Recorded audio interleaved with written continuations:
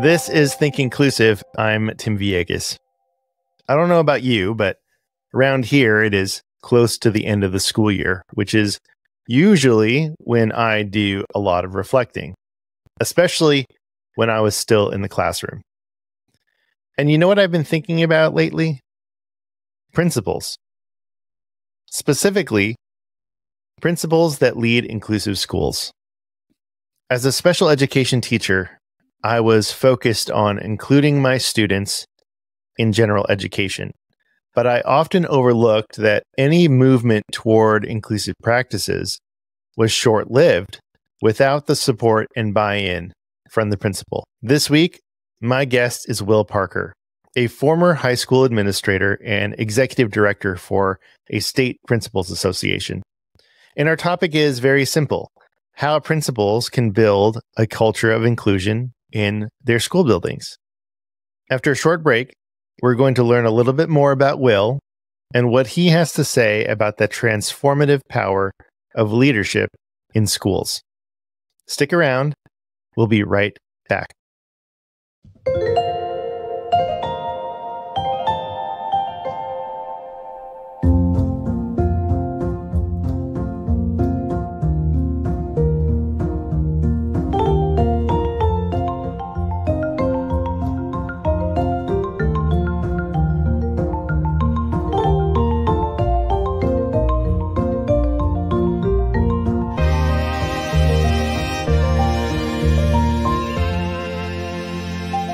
Welcome back to Think Inclusive, our podcast that brings you conversations about inclusive education and what inclusion looks like in the real world. This week, we're talking to Will Parker, the founder of Principal Matters, LLC, and an educator, author, speaker, and executive coach. Will is all about school culture, leadership, and communication. He's got tons of practical solutions and strategies to keep students motivated, teachers inspired, and communities engaged.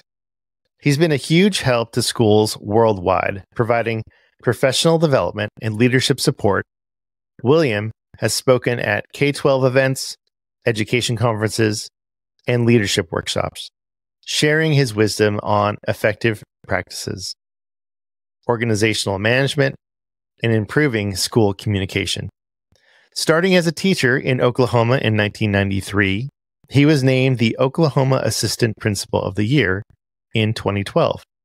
As a principal of a Title I school, he made big gains in student performance through innovative collaboration, remediation, and mentoring strategies. He even led the Oklahoma Association of Secondary School Principals and the Oklahoma Middle Level Education Association for 6 years.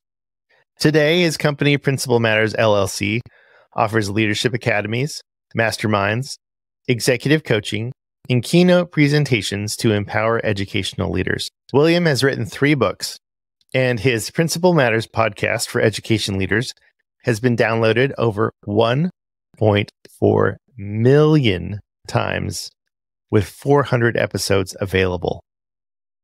Before we get into our conversation with Will, I want to tell you about our sponsor for this week, the Described and Captioned Media Program. DCMP is the nation's leading source of accessible educational videos.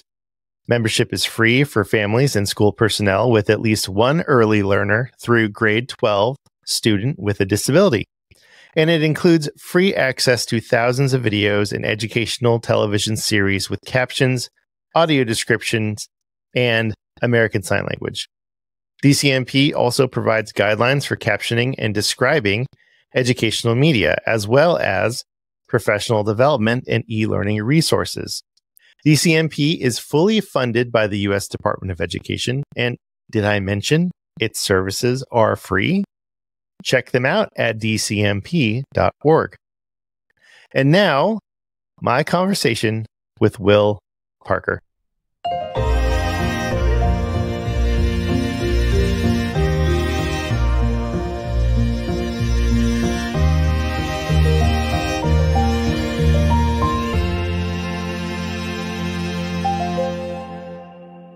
Will Parker, welcome to the Think Inclusive podcast. Tim Villegas, it's a pleasure and an honor. I've gotten to meet you one time in person, and you've been a guest on my podcast. So thank you for the privilege of being able to spend some time with you and your audience. Absolutely. And your podcast is Principal Matters. That's right. Yeah, it's the School Leaders, Principal Matters, the School Leaders podcast. It's been around since 2016, and we're boasting 1.4 million downloads with about 400 episodes now. So it's been a wonderful adventure. That's amazing. That is amazing. And you said over 400 episodes. Is that right? It'll be soon. By the time this comes out, I've actually recorded, 419, I think, or something like that. But I have mine scheduled all the way through the fall. And so it's because I get to do this work full time now. I bank a lot of conversations that I'm having with people that I want to introduce to my listeners. I think we've published 398 or something. I'd have to look, but yeah, we're getting close to the 400 mark. Wow. That's, listen, I understand how much work it takes to produce a weekly podcast for so long. So congratulations. It's huge. Yeah. It's a labor of love, man. Yeah. I have this funny story to tell you. When I was a boy, we lived in Northwest Tennessee where I grew up. I live in Tulsa, Oklahoma now. I've been an educator for 30 years. But when we lived in Northwest Tennessee, we were in a rural area, middle of nowhere, gravel roads. My mom and dad did not even have a phone in the house. That's how far back we lived. And I had this cardboard box that I used to cut out the front of, and I would pretend I was on TV. And we had one of those old cassette players, tape recorders. That's how old I am. And I would record radio shows, and everybody on the radio show would be me. I'd be the DJ. I'd be the music. I'd be the weather. I'd be the sports. I'd be the commercials. And then at some point when I was starting this podcast, that memory came back to me. I was like, oh my gosh. As a boy, I played with all this equipment, pretending I could, do a show. And now I've done almost 400 episodes of recording, talking to people in real life. So you never know, Tim. Those things, those little joys you find as a kid may come back to greet you later in life. That is so relatable. I also would create radio shows using a tape recorder, and I would tape songs off the radio, like record songs off the radio, and then I would pretend I was the DJ. Yeah, and like record. You can hear my dog just jumped on my bed, so that's I can't hear it. Yeah, so I would like tape songs on the radio and talk in between and pretend I was the DJ. Yeah. It's amazing. Yeah, we would have enjoyed meeting each other's kids. For sure.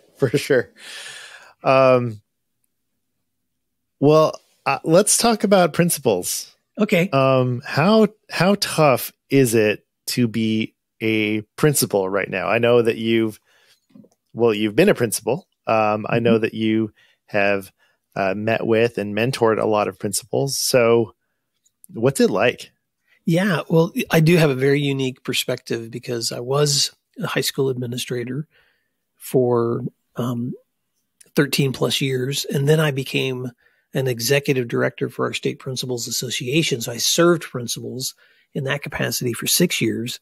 And then I've been doing consulting with principals across the U.S. through my work with Principal Matters, LLC, which is a full-time consulting work that I do now. And I get to connect with leaders across the U.S. and some overseas too, because I have listeners in Australia and the UK and other places. But to answer that question directly, it's very hard to be a principal. And in fact, in 2022, and this is a couple of years old now, but the National Association of Secondary School Principals did a survey of 1,000 principals, and I can share a link to this research with you, Tim. Mm-hmm. But in that research, and of course, this was Imagine 2022, we're kind of post-COVID at that point, but people are full throttle back into schools, and they ask some really interesting questions to principals that I think still ring true.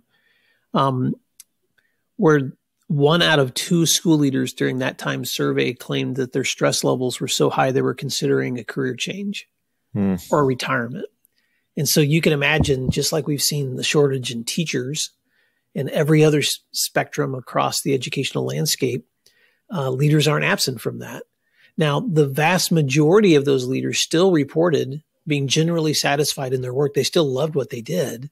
They were just overwhelmed. In fact, 73%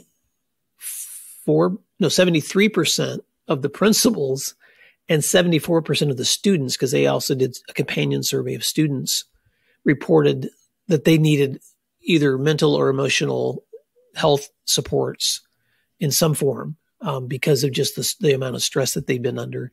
And interestingly, when they were asked the question about have they been personally threatened, attacked, or verbally attacked during this past year, 51% of students said they were. Guess the percentage of principals or school leaders who said that they had received threats or had been somehow threatened or attacked. I'll go ahead and tell you, 70%. So it was a higher number of school leaders than students who reported being threatened or attacked or physically or verbally attacked during the past year. And you can remember kind of the apex of the post-COVID days when, and this still happens, but boy, it was really happening a lot then, when you could not hardly go to a board meeting without someone showing up angry or people posting things on social media. And so school leaders are not insulated from, it's really an interesting dynamic, Tim, because school leaders are often the persons who are first criticized for any kind of negative behavior happening in their school. If students are being bullied or students are being harassed or if students don't feel included, which I know is the focus of this podcast, which is so beautiful. But what most people don't recognize is that school leaders, although they're the first ones to be criticized, are often also the first ones to receive that treatment themselves. And so because they represent the school, whether or not they're responsible for that behavior directly or indirectly, at the end of the day, they are the face of every school. The face of that school is that leader. And so the same kinds of pressures that students and teachers feel in those places, the principal gets to wear that as a part of the identity of that school community. So with that in mind, I don't want to paint a picture that all school leaders live in constant duress. I think most school leaders I work with recognize this is the reality of leadership, that leadership is hard. Otherwise, we would not need leaders. But with that calling comes the need for a capacity to withstand that kind of pressure continuously. But also, I do think it's important for people to recognize that that pressure exists. Most definitely.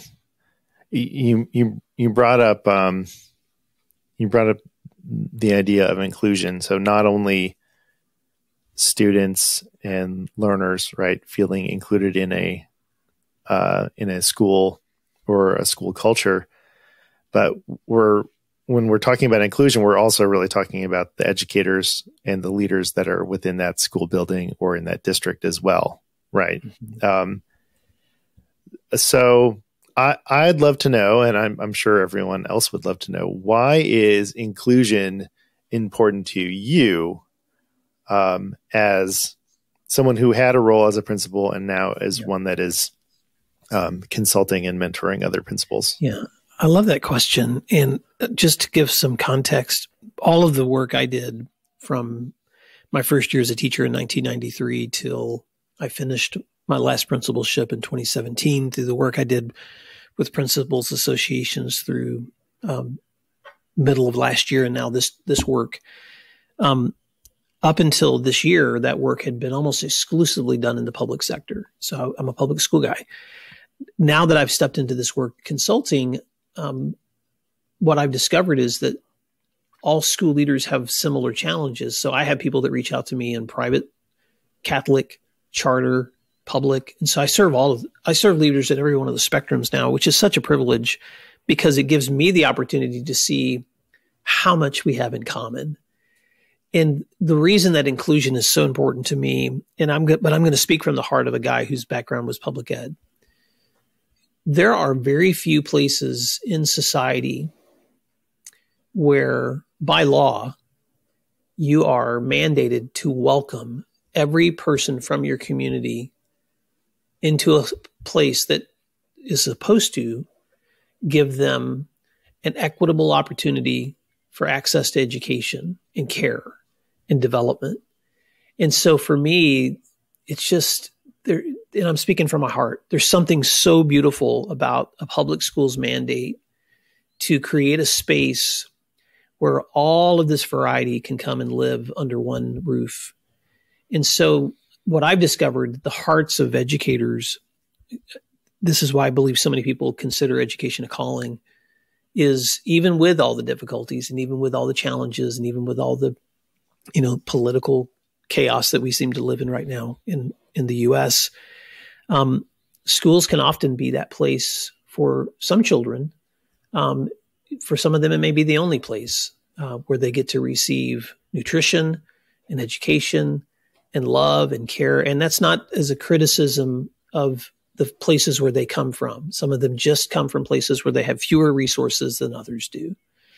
And so for me, inclusion is so important because at the end of the day, every child has a human right to be educated, and they have the right to be treated in a way that identifies the dignity and the respect and the value that they bring into every setting. And so, so to me, that's a heart of inclusion, whether you're talking about someone with special needs or whether you're talking about how students identify in terms of demographics or affluence or lack of resources or gender. It doesn't matter. Every one of those students deserves that kind of dignity and respect. And so that should be the heart of, I think, what drives us towards trying to create that kind of environment for kids. I appreciate that. And I appreciate your heart, especially coming from the public sector. So I don't know if you know this about me, but I'm a product of private school.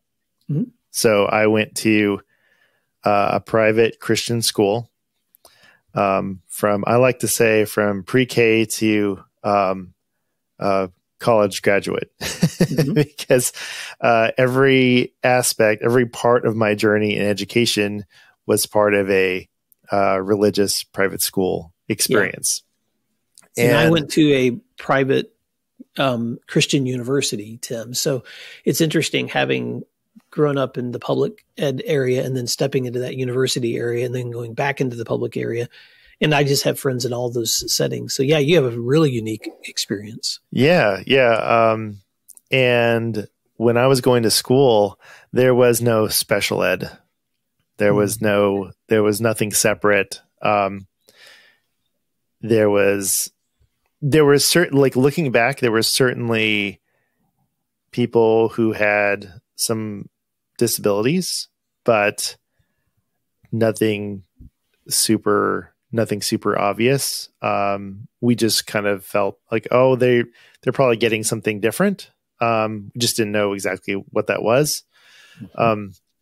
But they weren't in a different class or anything. It wasn't anything like that. I did not even realize that there were separate classes for specifically for students with disabilities until my last year of college. I took a class called The Psychology of the Exceptional Child. And one of my assignments was to visit a special education resource classroom. And I was like, this is weird. It's like a teacher, he had a Hawaiian shirt on. It was a math resource class. There was like 8 or 10 kids in there. And it just looked like they were doing math. It wasn't anything. It was just like, oh, they're just doing math in a small group. And it wasn't until later, after I sort of was exposed to this whole system of special education, that I realized probably what was going on in there. And so my context for special education was so limited. And I wonder if when I became a teacher and I started learning about, public schools, I think one of the things when I first got my job was I realized how different learners with disabilities were treated. And so that it was like I had no idea how different the experience was until you see it yourself. You're like, oh yeah, special ed and the special ed teachers, but you just don't understand the stigma of it all until you see it. Yeah. And I think that was one of the things that really pushed me into just figuring out and learning as much as I could about inclusive education and why that's important. It's hard for me to remember when my aha moment was, because like you, even though I did grow up in public education, so much of my life as a student, any students that were categorized with special needs were often just separated from the rest of the population. In fact, I have an older brother who in elementary was separated for learning disabilities and reading, probably dyslexia, although it wasn't diagnosed at the time. And to his credit and the credit of his teachers, he was able to gain enough academic gains that he was moved back out of that setting into regular education settings and ended up becoming a really high achiever academically. He was an A and B student and went on and got a college degree. And but his stories of what that was like, to be separated from the rest of his peers was really painful for him. And then when I think back to my own high school years, just remembering, knowing there was always a class or two where kids were separated. So when I became a teacher, I think I just kind of inherited this expectation that we separate kids. And thankfully over the years of my career, as I got to be closer to those teachers in our building who did have expertise in more differentiated instruction or working with special services students, or who that was their passion. It wasn't like I get the leftovers. These are the kids I want. They began to introduce me to what was actually being explained in the IEPs. A lot of times I would step into an IEP meeting kind of blindly as a young teacher, going, okay, they want me to try this differently and do this differently. But I didn't really understand the why. And then over time, when I began to recognize like, oh, these are components that we're identifying as a team because they actually matter. It's not just to fill out papers, which is kind of what in my mind it felt like at first. And sometimes I'll be honest, I've sat through many IEPs that end up feeling very perfunctory. And I have to remind myself, this is a child and their parents are way more important than the paperwork that we're doing here. And it's hard to hold on to that when you're trying to, match compliance. But over time, as I began to recognize just the value and the beauty of every one of those kids, in that their capacities or their areas of needed development did not do anything to change their value and their worth within that system, that was what was helpful for me. And then as an AP, I think what really the light bulb began to come on for me was recognizing too that the deeper, and I'll speak this to any leaders that are in the room, especially principals, but this is for teachers too, though. The more time you can actually take to study the testing and the backgrounds and the capacities of your students, the better position you're going to have on the way you communicate with them too, and the way that you coach them or the way that you support them. Because I remember as a young leader, when I stepped in as an AP, I kind of thought everything was one size fits all. This is the rule, this is the consequence. This is what I tell the parent, this is what they get. And when reality meets practice is when you start realizing, oh, this doesn't always turn out like I thought it was gonna. This student didn't respond to this conversation like I thought he or she would, or this consequence didn't have the same immediate effect on this student as it did on this one. And it didn't change necessarily the practices that we had for consistency. But what it began to do is help me to shape better options so that when I'm working with students and I'm trying to figure out things that are going to work with them, I had to get more differentiated in my leadership too.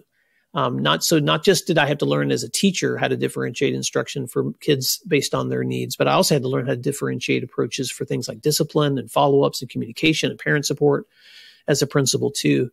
And I just think that comes with experience, and part of it also just comes when you take the time to build relationships with students and really get to know them for who they are. I'll tell a quick story. I won't use his name because of confidentiality, but I had a boy in one of my schools who was diagnosed autistic and had some huge struggles with social anxiety. But he used to meet me at the front door every morning. For all 4 years he was in high school, he was the very first student that would meet me every morning. He would be waiting out front before anybody else. When I got out of my car, his mother would drive away and he would walk in with me. So we unlocked the doors together. We opened my office together. He watched me sort my mail. He would start his day there until he was ready to go out and meet peers or teachers because I was a part of his routine. And I was at a party one night of a friend of mine who is moving out of country, and he was just giving away stuff. He's like, take my stuff. I can't take it with me. And he had this old model in a box of a DeLorean car. Do you remember in Back to the Future, the DeLorean? Yeah. Yeah. And I remember this boy at school loved DeLoreans because he loved Back to the Future. So I asked him, can I have your car? And he was like, yeah, take it. Nobody else has wanted it. So the next morning I went to school and there was my student waiting out front. And I took him in and we opened the doors and opened the mail. And when I got things set up, I said, hey, I have something I brought that I would like to give to you. And I had it in a bag and I pulled out this DeLorean and I said, I got this from a friend of mine who's moving. And he said, I could take it and I don't really need it. So I thought I'd give it to you. And here's I just love this story because, in all the years I had known him, he was also a student who had a really difficult time, expressing emotion and so he stood up and he held the DeLorean and then he walked over and he got as close as he could to me, like shoulder to shoulder. And he said, and I think these are the words he said, I don't want to misquote him, but he said, I feel like I'm going to have a tear come down my face because this is the most special gift I've ever received. And that's all he said. He didn't cry. He didn't get emotional. He didn't hug me. But he walked away with that treasure. And it was just one of those moments, Tim, where you're just like, it took me 3, almost 4 years to get to this moment with the student, but this is who he is and what a value he brings to our school and to our lives. And what a gift to be able to find the thing, that connected him with something that he loved. So sometimes it takes experience with different kids to kind of get that sense of like, okay, what's the value that the student's bringing here? And what can we do to make sure the student feels valued?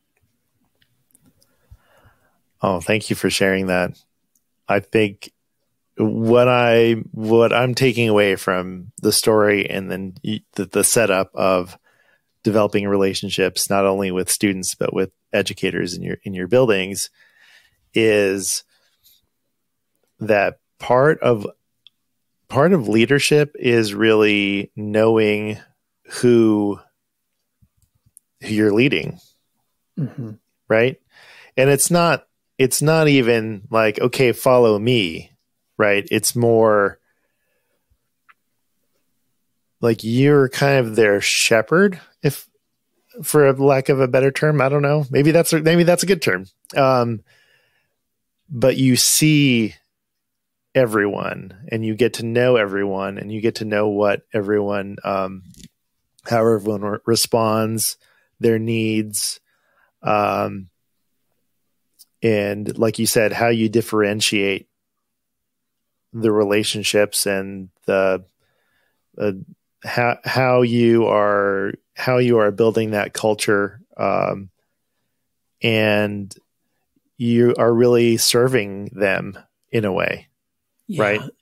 I had a friend the other day who asked, he was an assistant principal buddy for mine. I was working in another state doing some PD, and I had dinner with a friend who had connected with me through my podcast, and he was going to be in the training.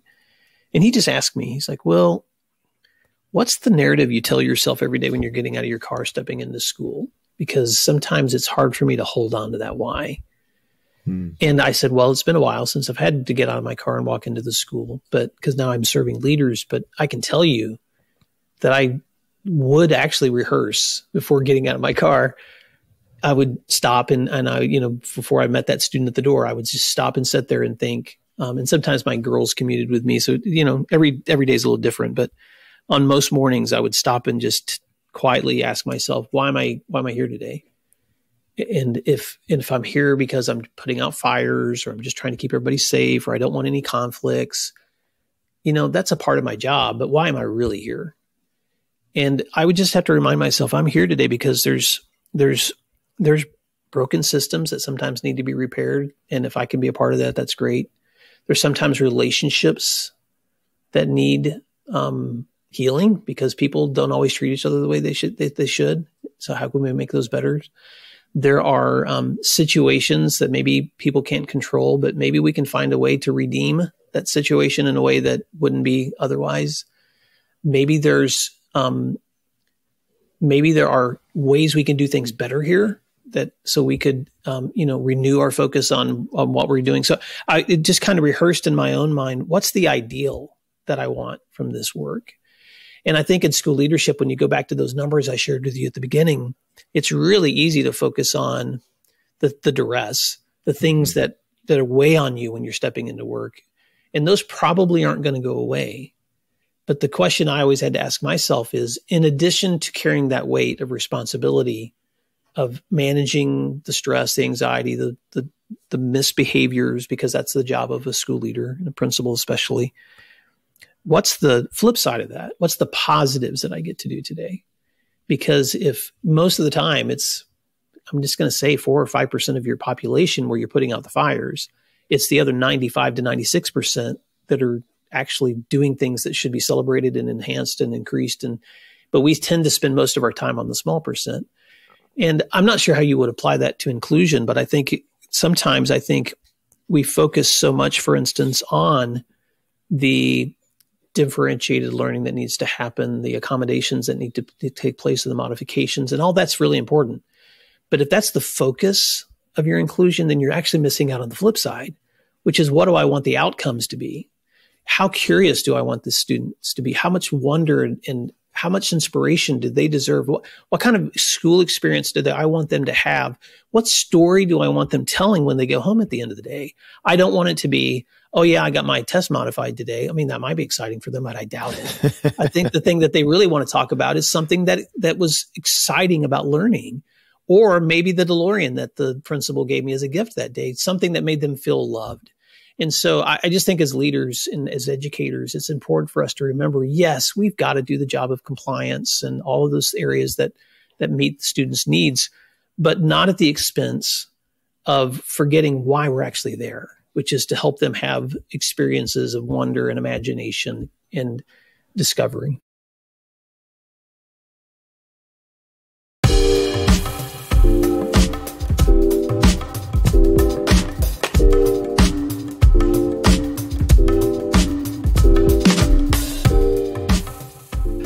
Someone, I think it was a previous guest, Mirko Chardin. He is a UDL expert. He works with Katie Novak. I don't know if you are familiar with any of those names, but the term equity,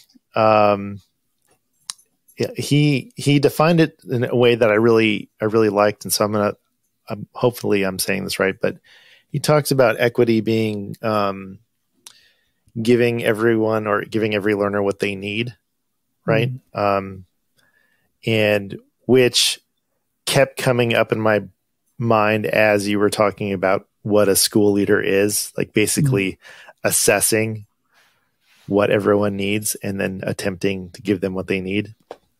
And so these terms, right? Diversity, equity, inclusion, they can be so politically charged. Yeah. And I'm wondering, do they have to be? How can we be committed to these ideals? Yeah. In depending on where we work or live, it can be politically charged. Yeah.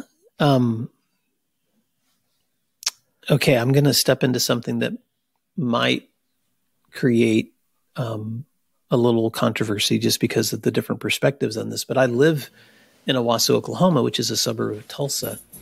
And the public schools that my son and my daughter attended, my son is currently a student at, just went through a horrible crisis this school year with the loss of a student who identified as non-binary named Nex Benedict. And this has been in national news. Oh, yeah. Yeah. And in the response to that, you had lots of voices, many of outside of our community, that were really upset when the story came out that Nex had been involved in an altercation with other students, and then afterwards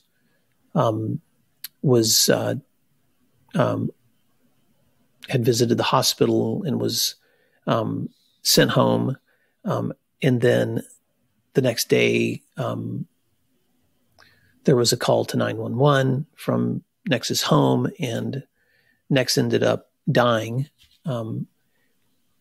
And it was 2 weeks before the reports from the coroner's examination office could come out to confirm what was the cause of death. So in those 2 weeks, you had lots of assumptions. You had a lot of people assuming that it was the injuries involved in the fight. Then you had other people that didn't know.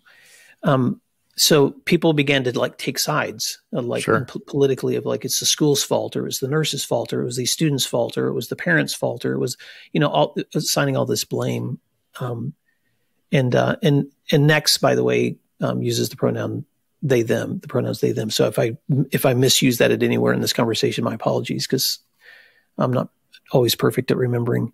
But the reason I'm bringing that up is this. It was interesting as being a dad in the community and also being a former educator. And of course, I know everybody in this community, from the students to the parents, to the board members, to the principals, to the superintendent. I know everybody involved in some way in this, and including having a child there. It was interesting how much was being said about that by people who actually weren't a part of the community. Mm-hmm. If you were in the community, what you actually saw is incredibly compassionate teachers, principals, and students rallying around each other with support and love and care. Messages continuously coming from the school, acknowledging the grief and the concerns, but also saying there are certain things we can't say because of confidentiality.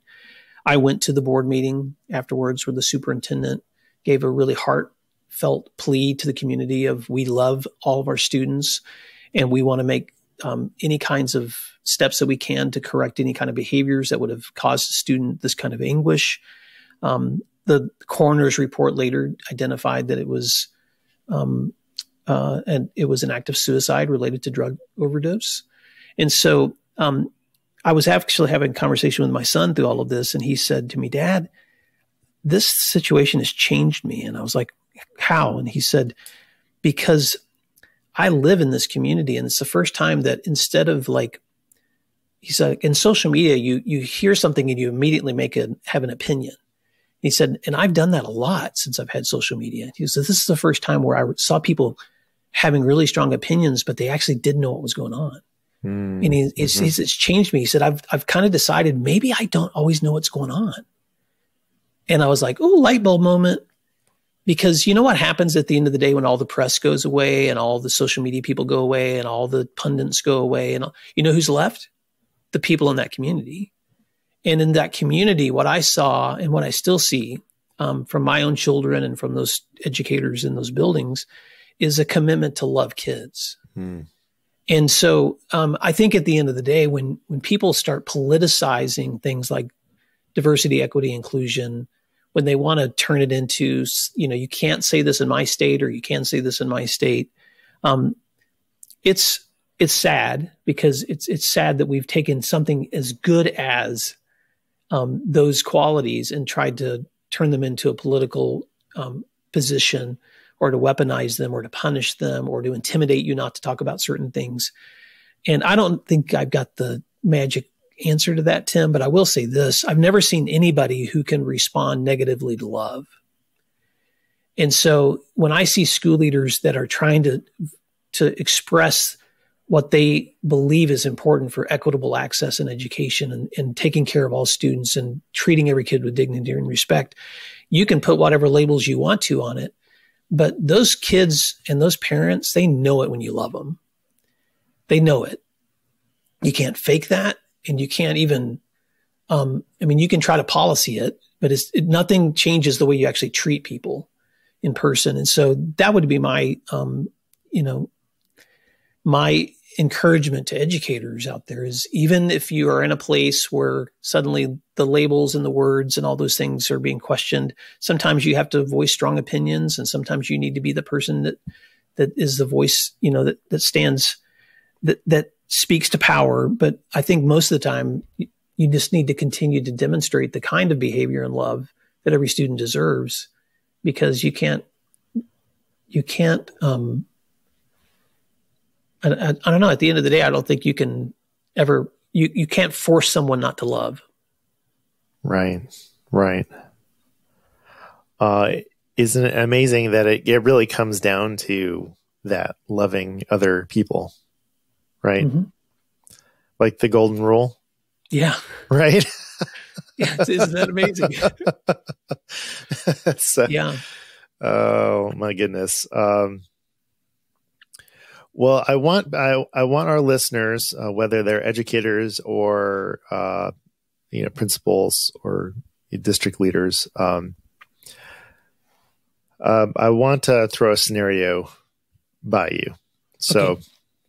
Let's say there are you have a principal, and they are trying to support some teachers who have a wide variety of needs in their particular classroom.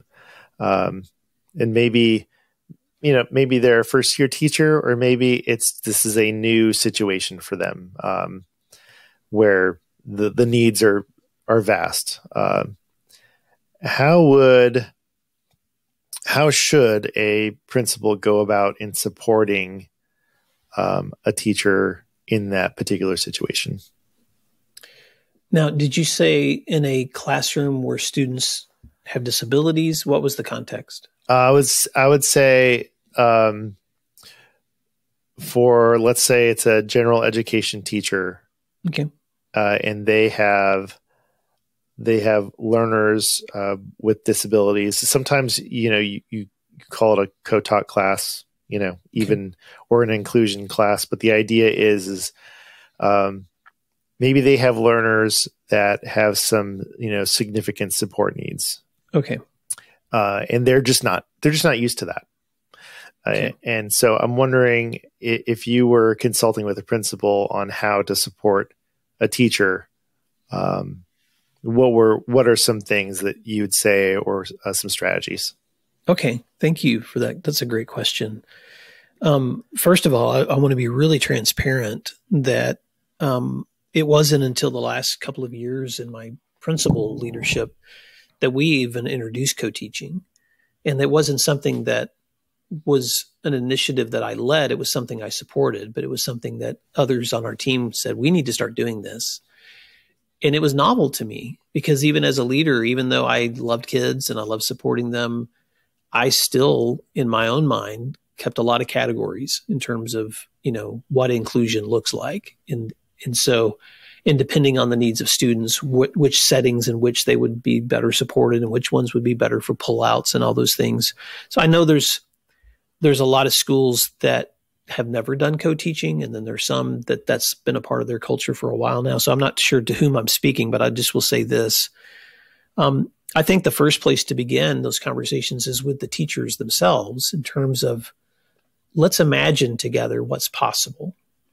If we have these students that we know have these needs, and we recognize that you have a regular ed, quote unquote, general ed teacher who has a specific certification skill area, and then you have a teacher with a special education skill area. Let's imagine what that would look like if you could work together. Because for me, co-teaching became one of the best solutions I ever saw to that dilemma, which is being able to have teachers partner together to maintain the high expectations with standards and instruction that you normally would in that content area, but to do it with those supports immediately available, where you're already recognizing in advance who may need a little more enrichment, who may need some modification and accommodation.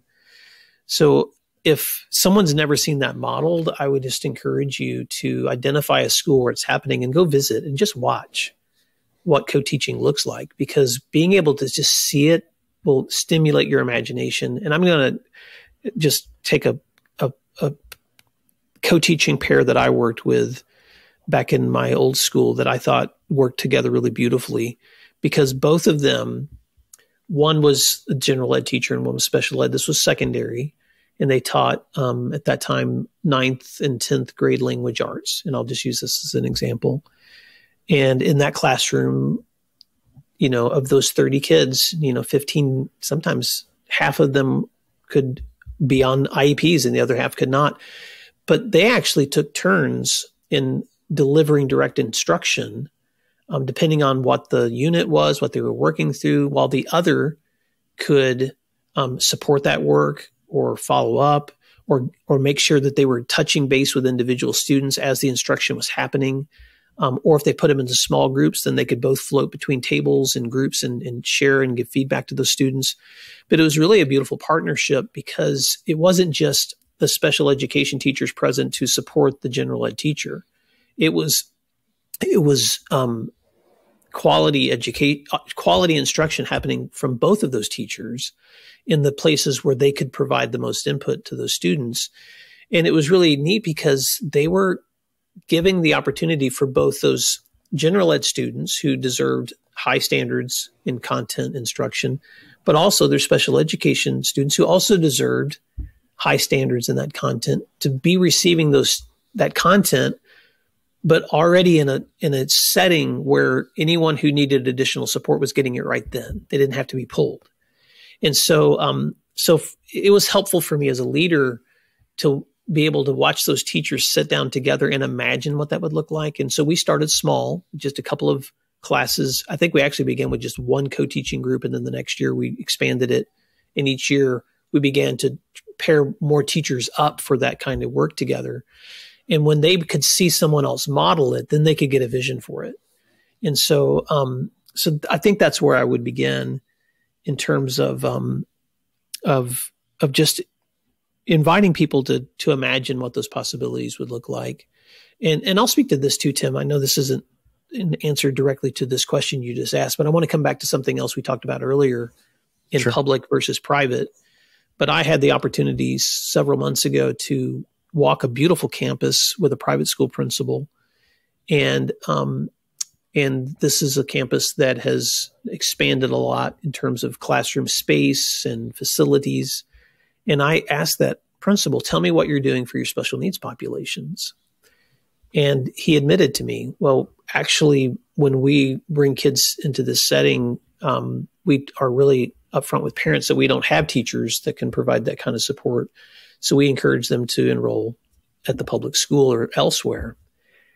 And you know what my heart did at that moment, which was like, wow, this beautiful setting that's, where people are actually applying and paying private dollars to come here. Of course, some of those private dollars are now being also provided through public dollars because of voucher programs. And so I just said with him, well, let's imagine for a minute what it would look like if you took this beautiful space that you had. Just imagine what it would look like if you had a teacher or teachers or people who had the resources and supports and ability to reach some of the kids in this community whose siblings might go here, but they couldn't because of a disability. Imagine what that would look like if they could. If you could have access to those kids in wheelchairs, if you could have access to those kids with reading or whatever literacy challenges, just imagine what that would look like. What a beautiful part of your community that could be. And so So I'm kind of saying that as a challenge to anyone out there who may work in a setting that's like, well, we're just not equipped for it. And the first question I would have for you is, well, imagine what would it be like if you did? Because that's where it begins. You have to imagine it first before you can actually implement it. Oh, I love that. There's this, I'm gonna pause and look it up because I want to get it right. There's this quote by Carl Sandburg. Okay. I don't know if you're familiar. He's a great poet. Yeah. Carl Sandburg. I think it's everything is impossible until or something about a dream. Hold on. Nothing happens unless first a dream. Mm-hmm.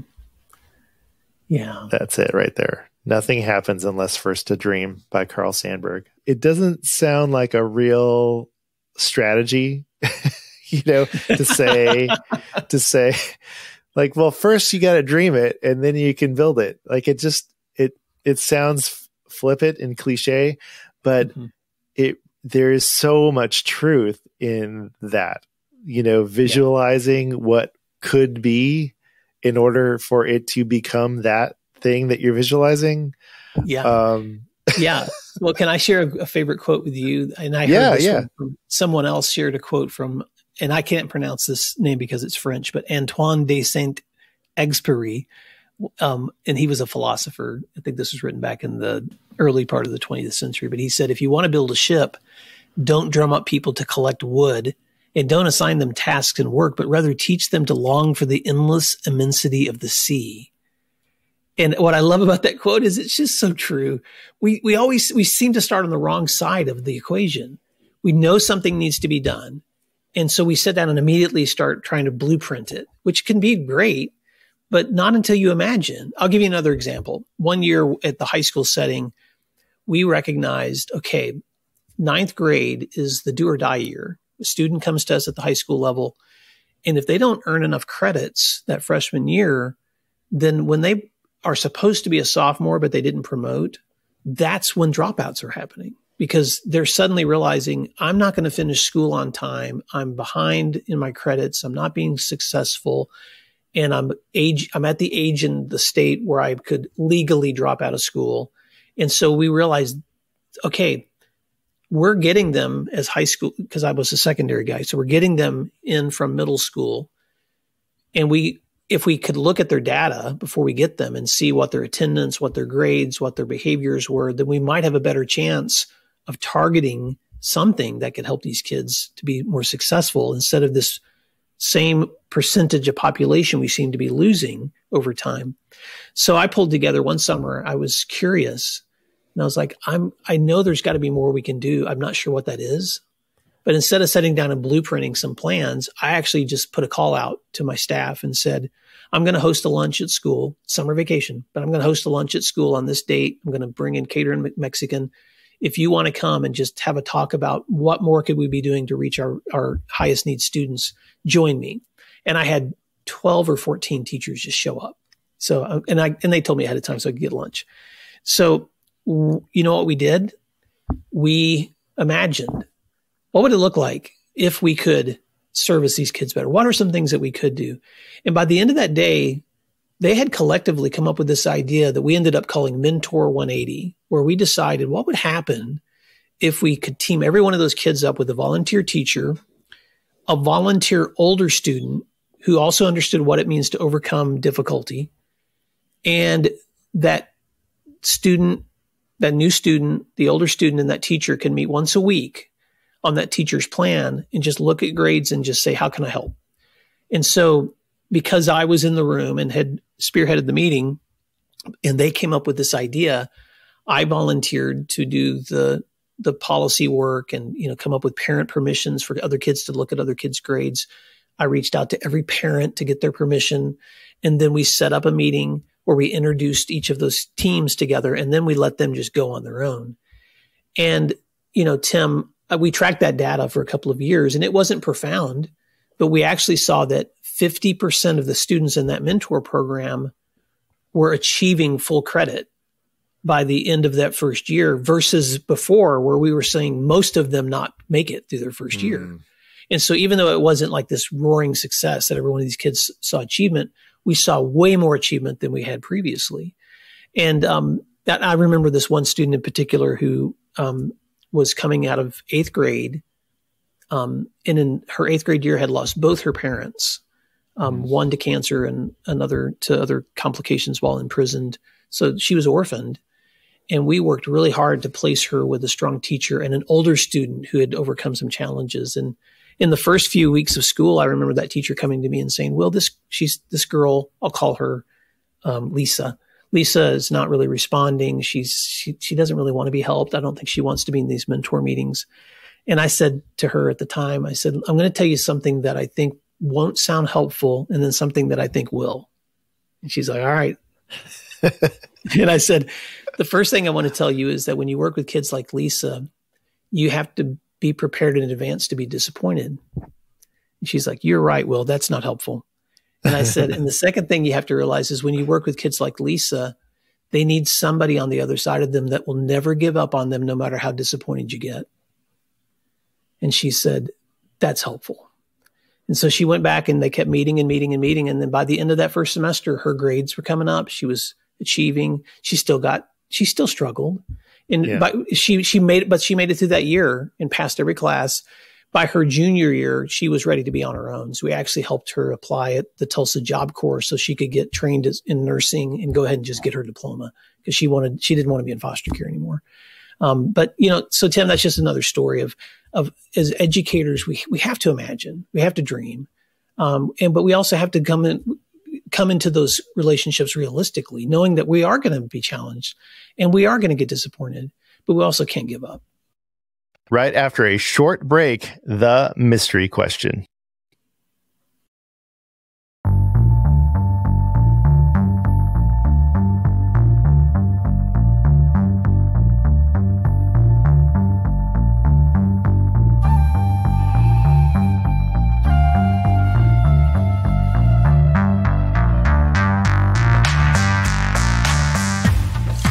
This seems like a softball, but let's see. What famous person's memoir would you love to read?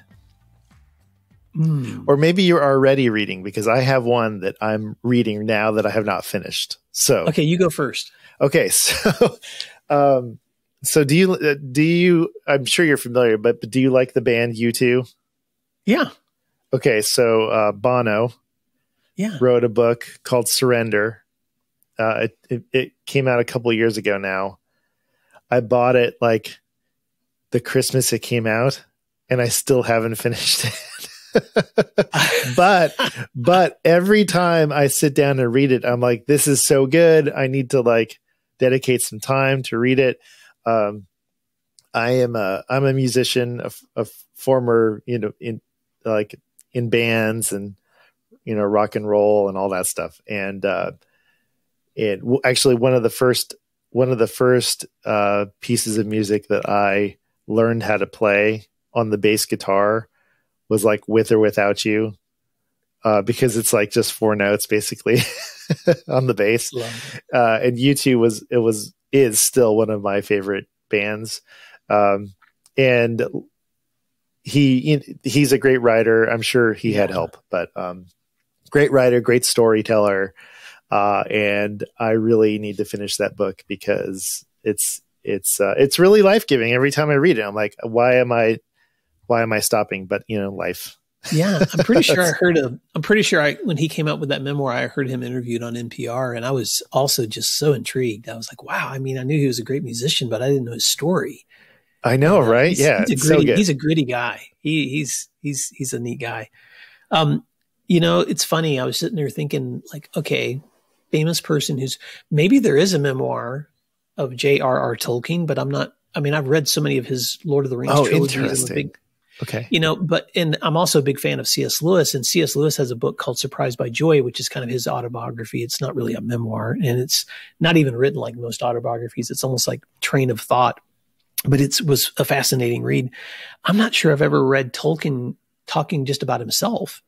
And that would be really, I mean, I've heard a lot of people talk about him. Yeah. But it would be really interesting to hear him talk about himself because, man, what a profound mind to create worlds and languages and geography.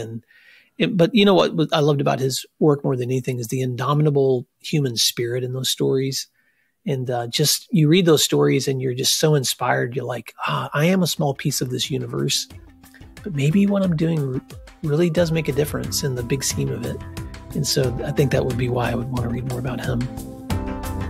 Great. Well, I don't know if J.R.R. Tolkien has a memoir, but it would be nice. It would be nice.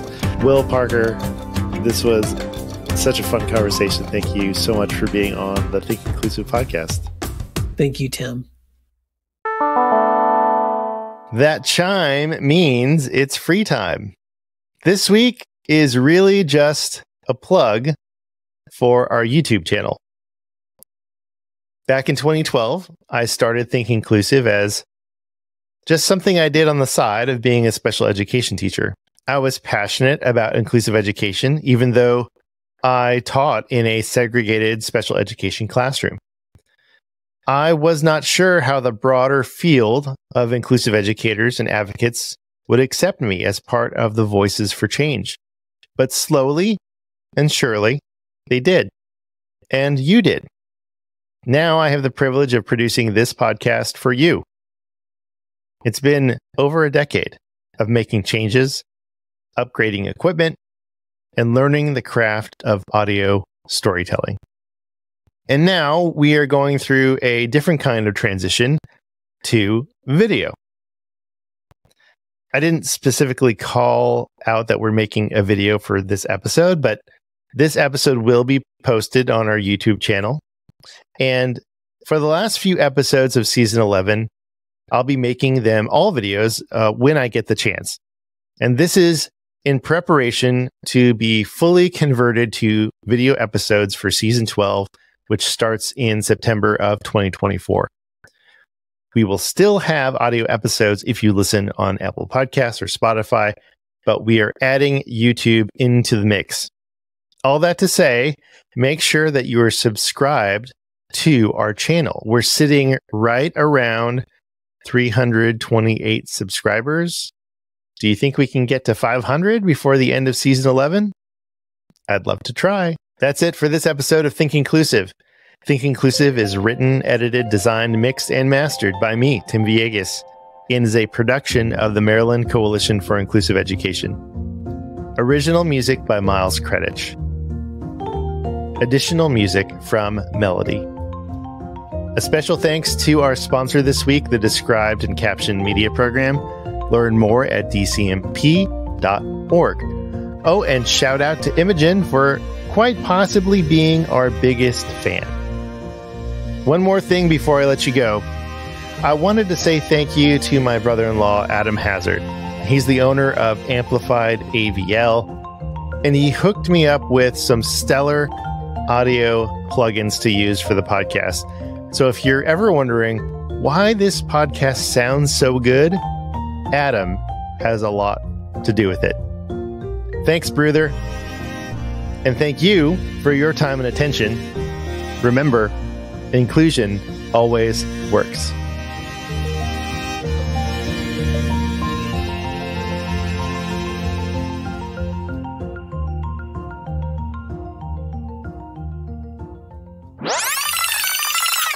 After a short break, we're going to learn a little bit more about Will and what he has to say about the transformative power. Scratch. After a short break, we're going to learn a little bit more about Will and what he has to say about the transformative power. Scratch. After a short break, we're going to learn a little bit more about Will and what he has to say about the transformative power of leadership in schools. From MCIE.